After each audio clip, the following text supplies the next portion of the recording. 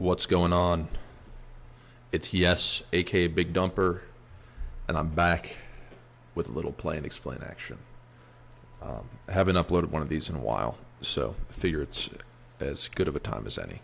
Up top, we have two tables of 200, and on the bottom left, this is a 100 NL table that I'm getting smoked on. Right now, it's 5 in the morning on a Saturday. I passed out at like 9 a.m. last night. Woke up, went over to the local card room where I live at. Played some 1-3.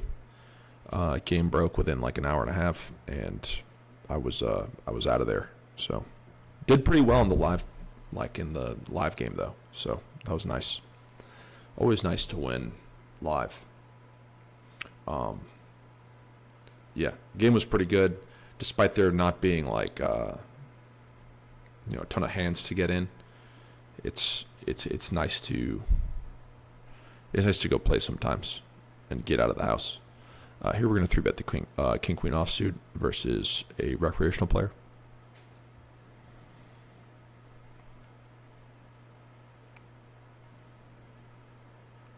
This is a board we're gonna be checking high frequency on. I think the main play is going to have to end up being check fold with a hand like this, but you could bet sometimes. Really need to be careful with your frequencies though, especially if you're against like a more competent opponent. We're going to open the ace-3 offsuit down here versus 2 recs. Here we're going to check again.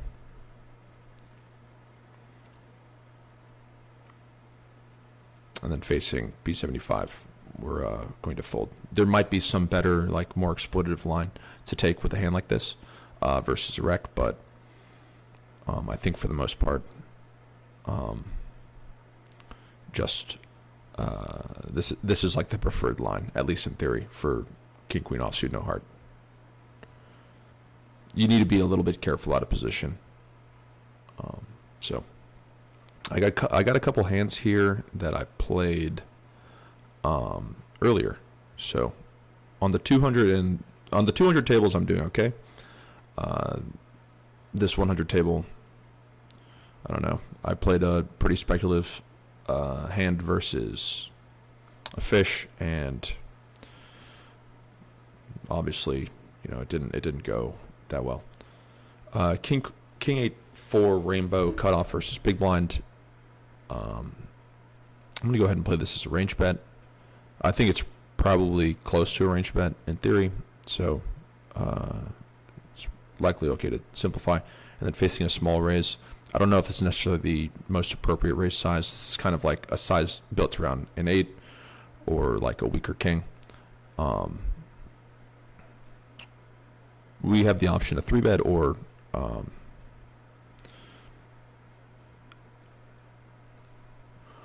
call, and I think in this instance we'll 3-bet.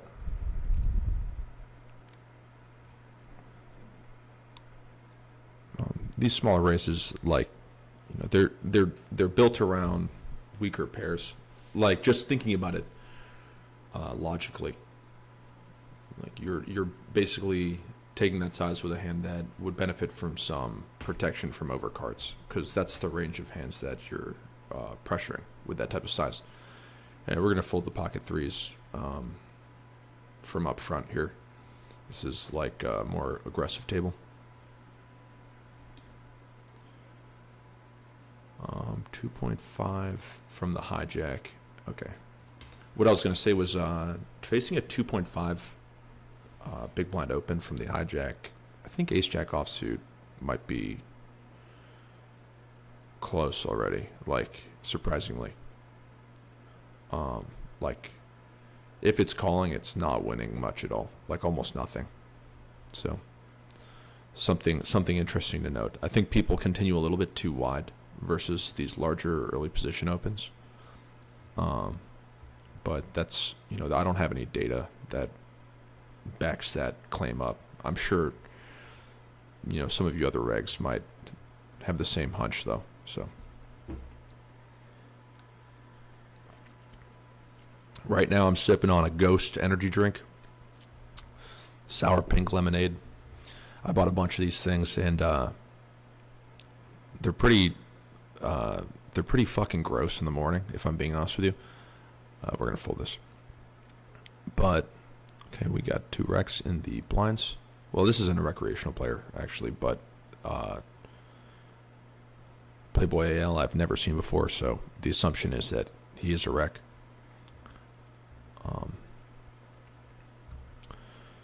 King 6-4 Rainbow. I think we're just gonna play. I've been trying more so with like versus fish to just play the incentives of my hand. So top 2 pair is a very strong hand. Probably wants to bet a little bit larger, which is what I'm okay doing.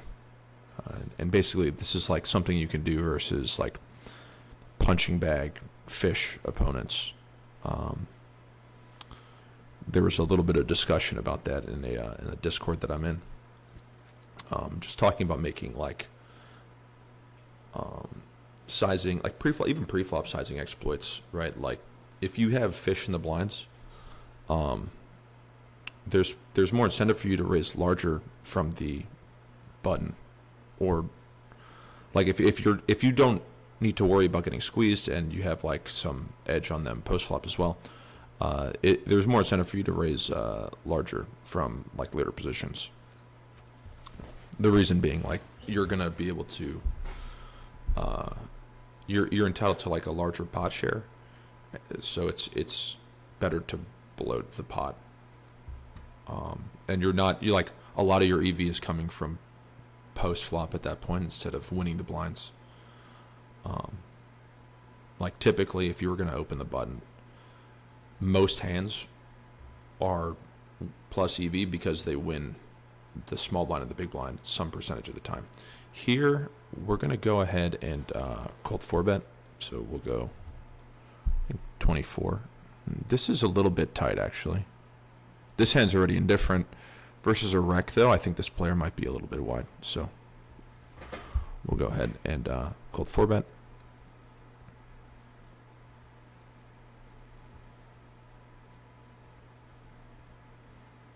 And we get ripped on, so we're gonna go ahead and fold. This hand kind of sucks to call with because we're dominated a lot of the time. So bad timing there. Caught on camera too.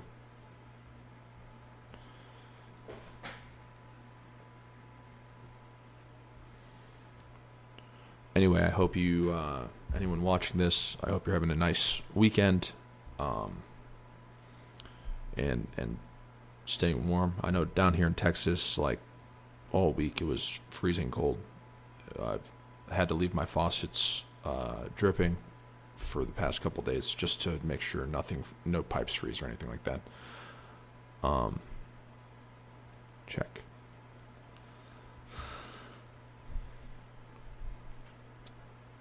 I'm thinking about betting 1 big blind here as like a value bet to get called by like some high cards.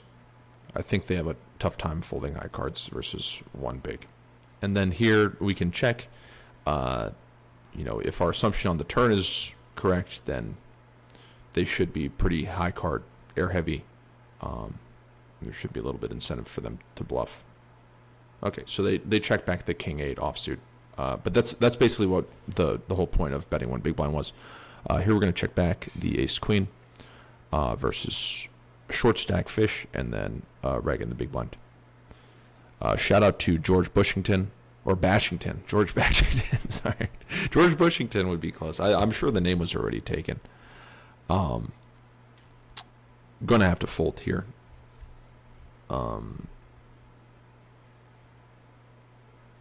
Yeah, not the nicest spot to raise, but it wouldn't be that bad either. So I think if we had different suits, like heart or something. Yep, shout out George Bashington. He mentioned, what did he say in the chat here? He goes, yes, finally I won 2. I told him I was taking a quick shot, and then he said, good luck. So appreciate the good luck. And then he said, it's not normally like this. This table has been a little bit crazy, so it's fun. But that's kind of that's kind of the benefit of playing at like oddball hours. You just get to play in decent games. So I don't know. I'm sure a lot of you guys I haven't really received a ton of feedback on my videos. I don't know how much you guys enjoy like the yapping, but for me it's like kind of fills the space in between hands. I've watched like a couple. Okay, here with Ace 10, we're going to call. This will be a pure call. So let's play this hand first. This is a really high frequency checkboard for Tate. I guess this is maybe Andrew Tate, something like that. And with Ace 10, we're blocking the folding region. We can consider stabbing sometimes, but we do risk getting check jammed on. Which I guess isn't so bad with this hand, but we'd prefer to have some more like to have a clear decision on the turn.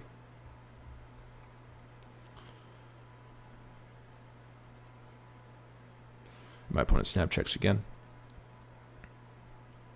Now we have the option of betting here, or I think a check down line is a little bit nicer, and it's a little bit more credible, like that you would take this line with like a pair, for instance.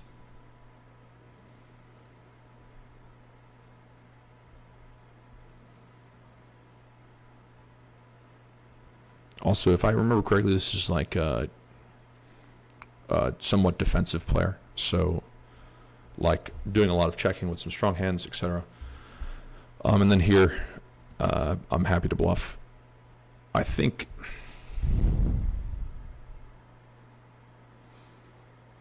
it's sort of close. Using an overbite is quite nice, like probably leveling themselves. It's easy to overbluff, so using the bigger size a little bit lets me have a little bit more flexibility in terms of bluffing, and then my opponent might level themselves and thinking I could be value betting like two pair for this size, which is true. Like you can go extremely thin in this line, like once it's checked down. So here we've 3-bet. What I'll probably do here is check to check jam versus this player. So a lot of these boards, I think they get like they're like pretty high frequency stabs. So it's nice to put these types of hands into like the check jam, and I've seen players in this pool do this a lot actually. So here we're gonna just rip it all in. We get the fold, but it's not like our hand has like a ton of. I think another line would be, half pot check. But flop check jam seems okay. I think like my opponent's generally going to be inelastic with like a hand like pocket eights, 7, some like pair plus like backdoor type hand as well. Like those hands might put money in quite often. So not totally sure how to feel about that one, but I think check jam is quite nice. It's also like, oh wow, just a cool 140 bigs with ace 10 versus queens, so it's interesting. I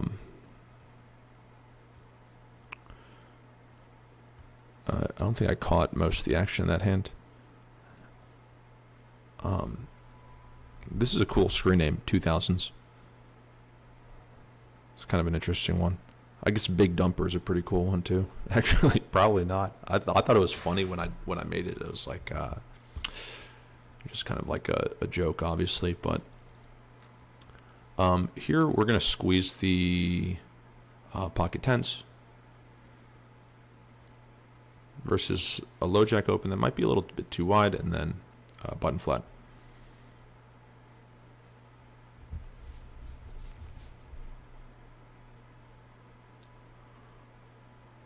And then we'll go ahead and open the pocket jacks here. The other thing you can consider in these like seven-handed or full ring games is limping. Not that I almost never play full ring, so I wouldn't really know how effective it is in these games specifically. But okay, so donk and then call.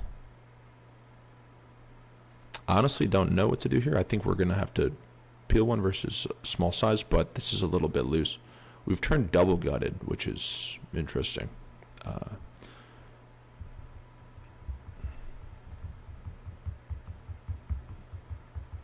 And this is ideal. I think flop is quite close actually, multi-way. But we're gonna check this back. We're gonna try and realize some equity on the river.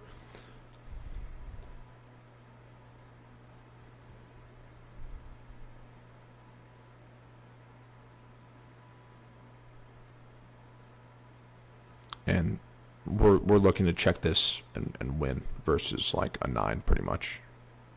Okay, pocket 5s and a 9. So this is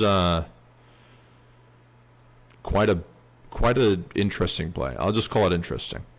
I don't think that you'd want, like, it doesn't really make a lot of sense to be donking pocket 5s here, but I'm not here to police what people are doing.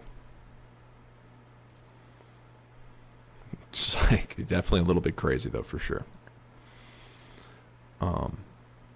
So I think this video will probably go for like 25 minutes. I think the shorter Plain Explains, they're a little bit, it's a little bit much. Gonna crack open the old MS Paint in the meantime. Yeah, so limping is like quite a nice option in some of these full ring games. Like, so I'll put this here, limp versus RFI.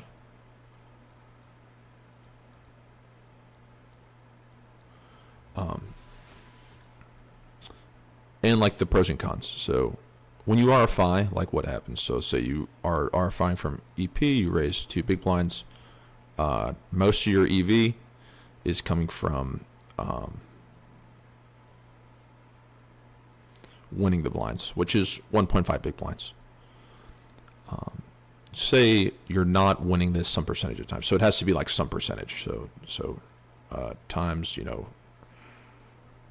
queen 8 here is a mix. We're gonna go ahead and call this time. I'm back. And we'll pull this up in a second. So my opponent checks. On Jack 8-3, we can play like a B75 or a B25. We want to mix quite a lot of checkbacks as well. But this hand is like definitely okay to bet. So we're gonna bet quarter pot here. I think another reason why betting is like quite nice is you're not going to get check raised as often as you would in theory, or at least in like the solutions that I've looked at. So maybe betting performs better than, or stabbing performs better than checking back. I think this guy was short stack at some point, right? Now he's built up a little bit of he's gained some momentum. So yeah, so times like, say you win the blinds 50%. So then the EV of your hand just from winning the blinds would be 0.75 big blinds or 0.75 chips. And anything, like say you're looking at a sim or like some preflop sim, and then the EV of your hand is like, 0.03 big blinds as an RFI. This is basically saying like, you're winning, like, you're winning the blinds at this, like if you're winning the blinds at this frequency, it'd be this, and then the times you get called, you're losing. So you're losing 0.72 big blinds. and that's how you end up here, right? So a lot of hands are losing when they're called pre-flop. That's just the reality. So it's not that nice to get what all this to say, like, it's not that great getting called in most situations with most hands, especially if it's like versus like maybe a good player. Maybe you're playing against a fish where getting called is not, you're not losing, right? Like you might be winning, and then the hands that, like, the EV of your hands as an RFI changes completely. But in a situation where there might be a lot of regs in the game, it's hard to compensate for this, right? Here, it's a recreational player. I'm going to go ahead and 3-bet him. And then here's an open. We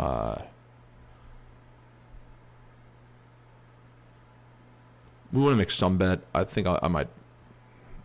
Yeah, we'll check this back. I think checking back as well gives your opponent some rope to start betting some diamond hands, especially this type of player.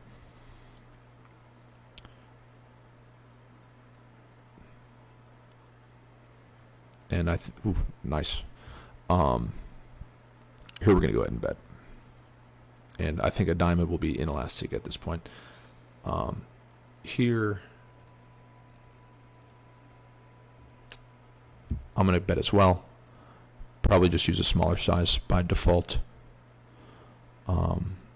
It's like a range bet strategy, though I'm not familiar with UTG versus low jack 3-bet pots. On the turn, go ahead and bet slightly over the pot.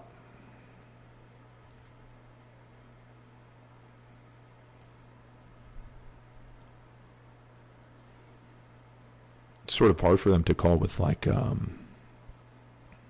pocket pair there, so I think an 8 might, or an ace might be somewhat inelastic to sizing, but obviously a pocket pair is not going to call any bet or any wager on the turn.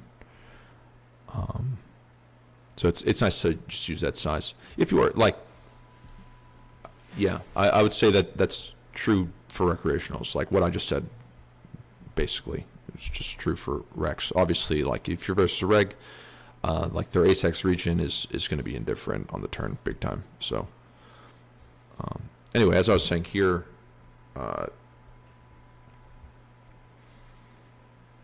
yeah, you want to consider these things like when you're deciding whether you want to RFI or not. So, especially in one of these full run games. The nice part about limping, and this is why I think limping may outperform raising most of the time in these from early position in these full run games, is like for starters, fish over limp. So fish, call. So you're going to end up playing more pots versus fish. Regs tend to ISO. Not only that, but they ISO wide.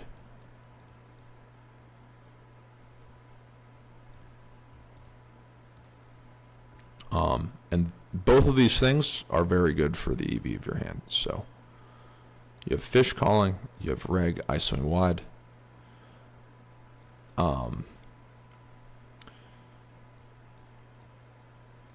Fish also, and here's the thing, fish also ISO wide when they do ISO. So, like, a lot of the time, like, you're getting ISO, if players are ISOing you too wide, like, you can back raise them, right? You just win. You pick up a quite a lot of money just doing that. Whereas, like, might be a little bit different. They might react a little bit differently versus two big blinds. I think these two things alone are enough reason. But also, like, say the EV, yeah, I think those are the three factors you should think about. So I'm putting it all together in my head right now for you guys.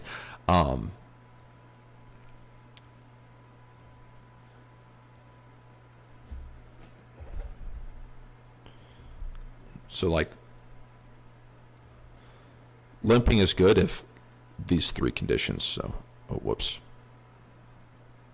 So 1 is RFI winning blinds enough.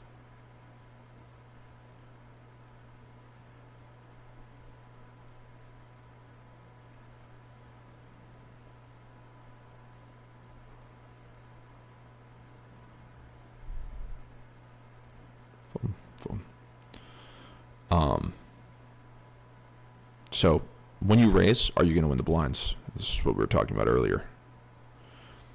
2, are there fish in position?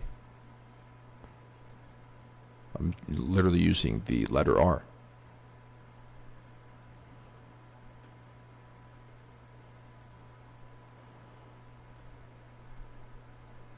And here I'll draw a little fishy.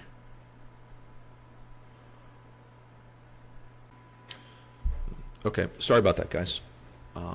I basically was playing a couple hands in, and I didn't, the hands were a little bit strange, and I didn't want to put them on the Play and Explain. So,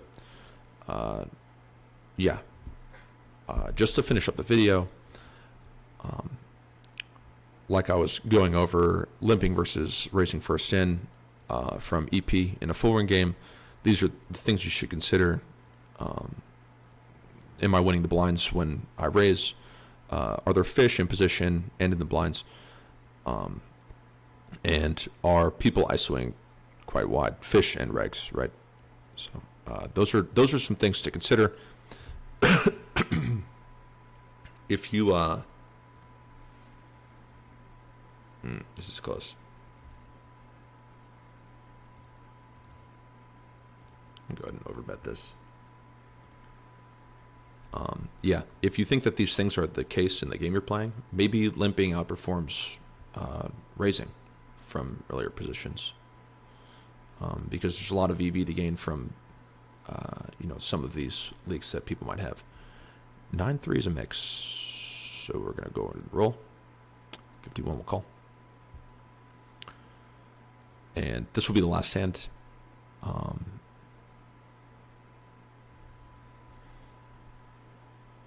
Versus this size, we'll go ahead and fold our hand.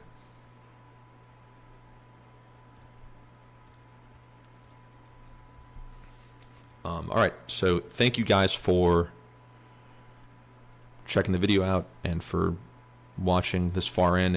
If you have watched this far, shout out to all the global regs and to everyone playing poker this weekend. I hope you guys run super hot. And crush all the games you're playing or whatever, whether it be live or on global. Anyway, I will see you guys in the next video.